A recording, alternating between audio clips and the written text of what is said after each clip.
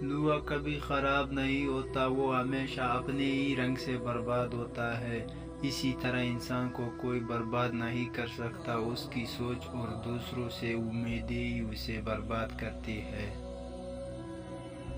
کبھی مصروف، کبھی بہانے، کبھی اتنی مجبوریاں۔ صاف لفظوں میں تم خدا حافظ کیوں نہیں کہتے؟ داڑھی والا چوری نہیں کرتا، چور داڑھی رک لیتا ہے۔ نمازی دھوکہ نہیں کرتا، دھوکے باز نماز پڑھ لیتا ہے۔ برائی کو ختم کرے، نیکی کو نشانہ بنائے۔ شکر ایسی شے ہے کہ اسے دیکھ کر اور سن کر ہی ہم اپنے اندر مثبت تبدیلیاں محسوس کرنے لگتے ہیں۔ وقت اللہ تعالیٰ کی امانت ہے، جس کا ایک لمحہ بھی ضائع کرنا مجرمانہ خیانت ہے۔ دنیا میں تمہارے لیے بدترین سزا یہ ہے کہ اللہ تمہاری زبانوں سے اپنا ذکر روک لے۔ جو غلطی کر نہیں سکتا وہ فرشتہ، جو غلطی کر کے اس پر ڈٹ جائے وہ شیطان ہے، اور جو غلطی کے بعد توبہ کر لے وہ انسان ہے۔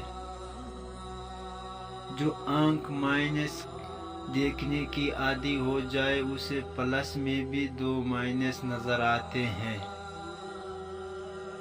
یہ بھی ایک سچ ہے، انسان کو خدا تب ہی یاد آتا ہے جب وہ درد کا مارا ہو، غرض کا مارا ہو، یا پھر مرض کا مارا ہو۔